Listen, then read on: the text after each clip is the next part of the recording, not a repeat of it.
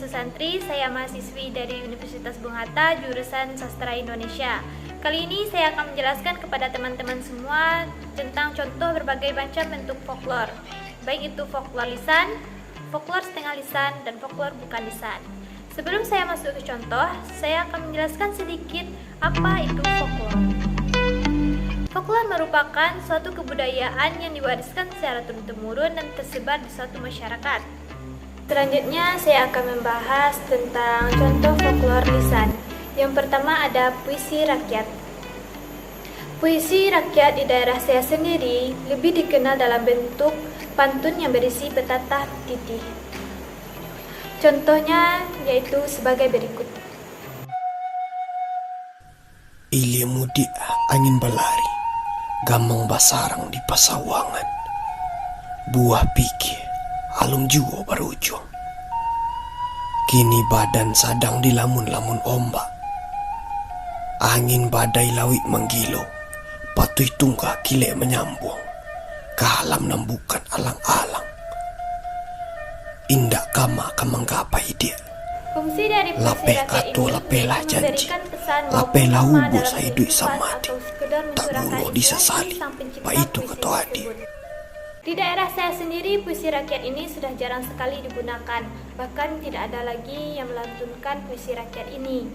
Karena orang-orang zaman sekarang lebih menyukai lagu-lagu yang bersifat modern atau lagu-lagu Minang. Yang kedua yaitu nyanyian rakyat. Nyanyian rakyat merupakan musik yang terlahir dan dikembangkan oleh masyarakat dan berkembang di tengah masyarakat. Nyanyian rakyat ini sendiri berfungsi sebagai hiburan dan semangat bagi si pendengar. Nyanyian rakyat di tempat saya yaitu berjudul Tak Tontong Galamai Jagung. Contoh lagunya seperti yang ada di video.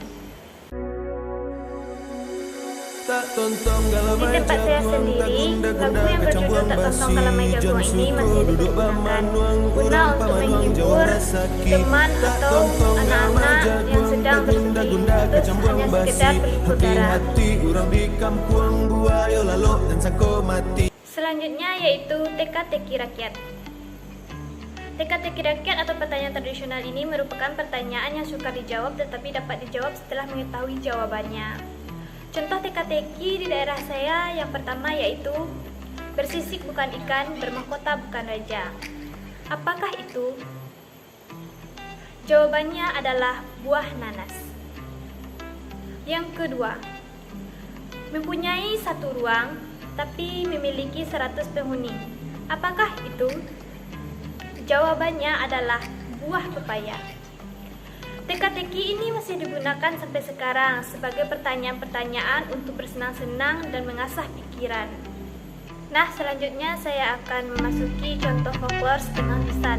Yang pertama yaitu adanya larangan berjalan menghadap ke bawah saat kita memasuki hutan. Karena bagi siapa yang melakukan hal tersebut, maka dirinya akan dibawa dan disesatkan oleh orang bunian. Hal ini masih menjadi kepercayaan di daerah saya sampai saat sekarang ini, karena orang tertua di daerah saya melarang tegas hal tersebut. Karena apabila kita melakukan, maka kita akan mendapatkan celaka.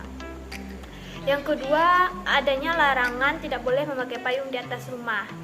Larangan ini dilakukan baik laki-laki maupun perempuan. Karena apabila melanggar, orang tersebut akan disambar oleh petir. Hal tersebut masih menjadi kepercayaan sampai saat sekarang ini di daerah saya. Yang ketiga yaitu adanya suara anjing yang bergonggong di tengah malam atau mengaum di tengah malam.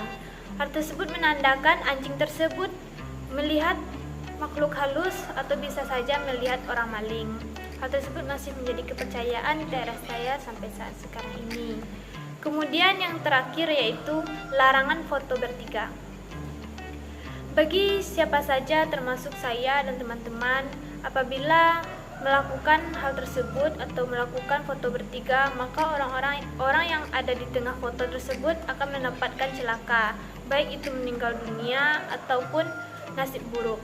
Nah, selanjutnya saya akan membahas contoh folklore yang terakhir, yaitu folklore bukan lisan. Yang pertama ada rumah adat Minangkabau atau biasa dipanggil dengan rumah gadang. Rumah adat ini memiliki keunikan arsitekturnya dengan bentuk puncak atapnya yang runcing yang menyerupai tanduk kerbau, dan dahulunya dibuat dari bahan ijo yang dapat bertahan sampai puluhan tahun. Bagian dalam rumah melandai seperti badan kapal dan dindingnya terbuat dari kayu dengan hiasan ukiran. Tetapi sekarang orang-orang lebih memilih membuat rumah dengan dinding tembok dan beratapkan seng karena itu menurut mereka bisa bertahan lama hingga puluhan tahun juga, tapi lebih. Setiap rumah gadang memiliki rangking yang berfungsi untuk menyimpan padi milik kaum. Selanjutnya contoh folklor Bukanisan yang terakhir yaitu makanan rakyat. Yang pertama ada are pinang. Are pinang ini bahan utamanya yaitu tepung beras dan bahan tambahan seperti vanila, garam, telur, dan margarin, dan tambahkan air secukupnya. Biasanya makanan are pinang ini dibuat menjelang Hari Raya Idul Fitri, guna sebagai cemilan saat ada tamu yang datang ke rumah. Yang kedua ada malamang. Malamang merupakan makanan tradisional yang bahan dasarnya dari beras ketan yang dimasukkan ke dalam bambu talang yang disisipkan dengan daun pisang, lalu dibakar di atas api. Biasanya malamang di daerah saya guna menyambut bulan suci Ramadan dan dimakan bersama-sama dengan sanak saudara. Terima kasih kepada teman-teman yang telah menonton video saya dari awal hingga akhir. Semoga bisa mendapatkan ilmu yang bermanfaat. Sekian dari saya. Waalaikumsalam warahmatullahi wabarakatuh.